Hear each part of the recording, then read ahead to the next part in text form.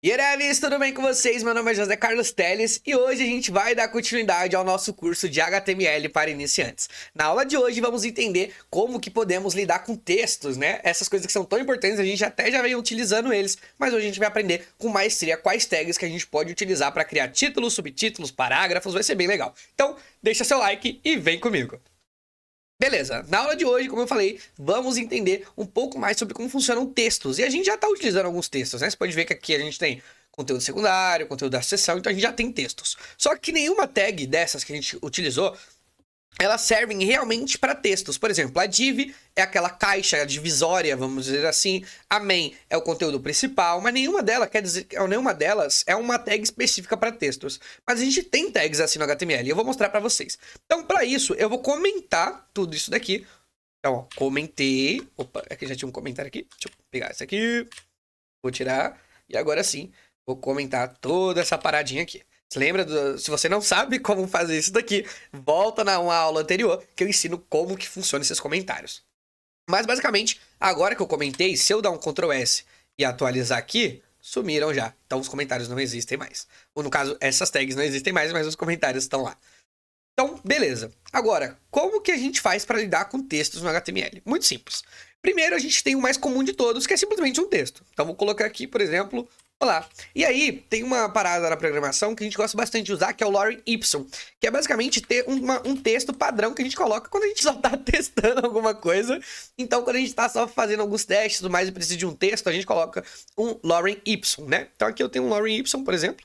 Vou selecionar esse camarada e vou jogar para cá. Então, esse vai ser o nosso primeiro lorem ipsum. Vou atualizar. Olha que loucura aqui. Esse é o lorem ipsum. Seria um texto só de teste mesmo. Tá vendo que ele é um... Deixa eu até cortar um pouco ele, que tá muito grande aqui. É um texto menorzinho. Pronto. Então, vou deixar esse texto aqui. Vou atualizar. Caso você queira, pode copiar esse texto aqui também. Só digitar lorem ipsum no Google. Vai ter vários sites para vocês gerarem seus próprios lorem ipsums.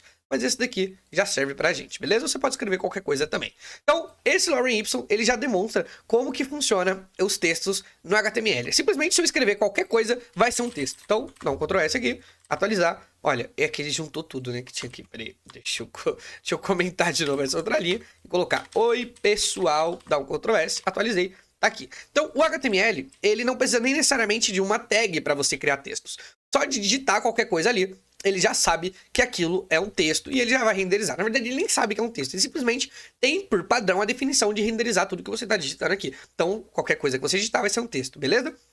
Agora, como que eu descrevo, por exemplo, quando eu quero um título, quando eu quero um parágrafo, quando eu quero um subtítulo? Para isso, a gente usa tags semânticas também no HTML, onde ele já sabe, o navegador já sabe o que é aquilo. Então, para títulos, a gente usa algumas tags específicas, sendo elas o H1. Então, o H1 é uma tag que a gente usa para título, o H2 normalmente para subtítulos, o H3, que seria, não seria necessariamente um subtítulo, seria, sabe, um tópico, por exemplo, que você quer dar um destaque para ele. Então, o H3 seria mais isso. Se você continuar seguindo H4, H5, vai ser, mas eu acho desnecessário a gente sair utilizando H5, meu Deus. Eu acho que H1, H2 H3 já serve. Até o H2 ali, passou. O H3 às vezes eu prefiro também não utilizar. Mas simplesmente porque o H1 e o H2 já servem para descrever os títulos, beleza? Então vamos lá. O H1 seria o título principal da sua página. Então, vamos supor que a gente está aqui, por exemplo, na nossa página principal e eu queira colocar, sei lá, eu vou colocar um lorem ipsum, depois a gente pensa em alguma coisa. Então, eu vou copiar só o lorem ipsum e vou colocar aqui, ó. Ou, melhor, vou colocar título da página. Título da página. Aqui onde está esse lorem ipsum, eu vou tirar e vou colocar texto qualquer. Então, Ctrl S e atualizar. Então aqui a gente tem o título da página e o texto qualquer. Você já viu que esse H1 ele já tomou um destaque?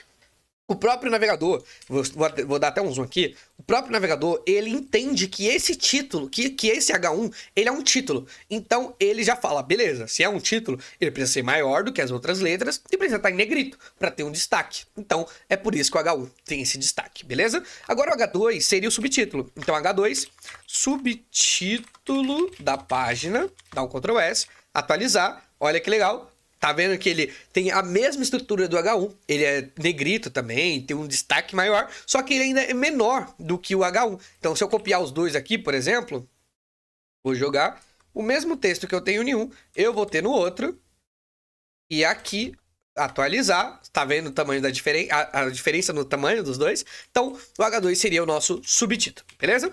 Agora, o H3, como disse, seria um título de um tópico, algo que você quer tomar em destaque na página, tá? Ele continua sendo um título, vamos dizer assim, de alguma seção, só que ele também é menor. Ele não serve para um subtítulo, por exemplo. É só realmente um destaque que você quer ter ali, às vezes uma seção diferente. Então, o H2 ele seria nesse sentido. E caso eu queira, por exemplo, um parágrafo, eu queira destacar um texto e ele não vai ser um texto qualquer, por exemplo, esse texto qualquer, eu nem consigo. Deixa eu arrumar minha câmera aqui no meio. Minha cara tava assim, né? E ninguém precisa ver minhas imperfeições. O meu texto qualquer, voltando ao raciocínio, ele eu não consigo ter tanto. Você lembra aquela parada que eu falei de semântica, que é importante a gente ter? Então, o texto qualquer, ele, como o próprio nome diz, ele é um qualquer, um Zé Ninguém, coitado. Então, pra gente deixar esse texto com uma semântica, vamos dizer assim, e também depois, se a gente for estilizar, a gente vai precisar de uma tag, a gente cria um parágrafo. Então, o parágrafo, ele também é um texto qualquer, só que ele é um texto de um parágrafo, né? Ele é um parágrafo, como o próprio nome diz, parágrafo. Peraí, que eu acho que eu errei o acento. Vou colocar sem acento, porque aí minhas professores não me matam. Desculpa. Eu assassinando português aqui, como sempre. Então, o meu parágrafo. Acho que seria a segunda, né? Parágrafo. Me perdoem. Sou programador, gente. Nossa, acabei com os programadores, né? Falando que sou programador. Vou cortar isso do vídeo. Então, basicamente, o meu parágrafo, ele quer dizer que é um texto também, qualquer ali, só que ele faz parte de uma estrutura, beleza? E eu poderia ter um parágrafo dentro de um parágrafo também, se eu quisesse. Então, a tag P, eu conseguiria ter um parágrafo dentro de um parágrafo, beleza? Visualmente, a única diferença dele, por exemplo, nos H1 seria o tamanho e que ele não é em negrito. Mas ele é bem parecido com o texto qualquer. O que muda mesmo é na estrutura em si, que fica mais estruturado e facilita se eu for colocar uma estilização, alguma coisa do tipo.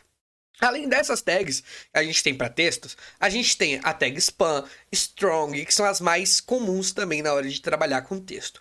A tag spam é quando eu quero separar um único texto. Então, por exemplo, aqui do meu parágrafo, vou atualizar, eu tenho o texto de um parágrafo. Se eu quiser destacar esse parágrafo, por exemplo, eu posso colocar um spam em volta dele. Então, spam em volta só dessa palavra, né? Opa, eu deixei um aqui. Beleza. E agora eu venho aqui e fecho, barra spam. Então, só continuando, o spam, ele serve pra gente destacar um trecho específico dentro do nosso parágrafo ou de qualquer outro texto que a gente pudesse ter aqui. Isso podia ser dentro de um H1 também, mas é mais recomendável que ele esteja dentro de um parágrafo, para assim você não ter tanta diferença na hora da estilização. Então, por exemplo, vou colocar aqui no spam. Visualmente, ele não tem nenhuma diferença. Pode ver se eu atualizar aqui, ele continua sendo o texto comum ali dentro do parágrafo. Só que o legal é na hora que eu posso estilizar somente aquela palavra. Então, se eu colocar style aqui, por exemplo, e colocar color head só para essa palavra, na hora que eu atualizo, o parágrafo agora tem uma cor diferente do restante. Então, basicamente, o spam ele serve para eu separar um texto dentro de outro texto, né? Uma palavra, poderia ser uma letra também. Então, ele não tem nenhum impacto visual, somente na estrutura e na hora de estilizar também. Agora, outra palavrinha, outro elemento que a gente pode utilizar na hora que a gente está tratando de textos, seria o strong, que é basicamente para você ter uma palavra em negrito. Então, além do H1, do H2 e do H3, eu tenho o strong. Mas qual que é a diferença? O H1 e o H2, ou H3, por aí vai, eles são palavras, como eu disse, para título, elementos para títulos. Agora, o strong, ele é simplesmente para ter um destaque numa palavra normal que você tem ali, para ela ficar em negrito. Por isso que eu vejo, às vezes, a pessoa utilizando strong para título, isso tá errado, né? Porque quando o Google ou qualquer outro motor de busca acessar sua página, ele não vai achar um título para ela, porque ele espera que seja um H1. Então, vou colocar aqui um strong e agora eu vou colocar, sei lá, negrito aqui, por exemplo. Então, coloquei aqui, atualizei e aqui a gente tem uma palavra em negrito. Você pode ver que ela toma esse destaque maior. E por que que, por exemplo, esse texto qualquer de baixo se grudou com o negrito? O H1 e o H2, eles têm uma propriedade muito legal, que é um display que a gente chama de block. Basicamente, eles têm um formato de bloco para o HTML. Então, o nosso navegador entende que eles estão tomando conta de todo esse território aqui. Então, como se dessa parte aqui até o finalzinho é parte do H1. A mesma vale para H2 ou H3. E o parágrafo também tem esse formato do display block. Já o strong e o spam, eles têm um display que a gente chama de inline. Ou seja, se eu colocar o display, um elemento que tem o display inline, e eu colocar outro elemento embaixo dele, eles não ficam na vertical. Eles se unem, caso os dois sejam display inline. E como o texto qualquer que a gente joga aqui no HTML, ele não tem display nenhum, ele também entra nessa regra. Então, por exemplo, se eu colocar um outro span, por mais que ele esteja embaixo aqui, na hora que eu atualizo, os dois ficam na mesma linha, porque eles têm esse display inline, né? Em linha. E basicamente foi isso, pessoal. A aula de hoje era pra gente tratar desses dados que são muito importantes a gente aprender como que a gente lida com textos dentro do HTML. Não se esqueça de se inscrever no canal, compartilhar o vídeo para que esse conhecimento chegue em outras pessoas, beleza? Qualquer coisa, deixa aí nos comentários se ficou alguma dúvida também. Tchau, tchau!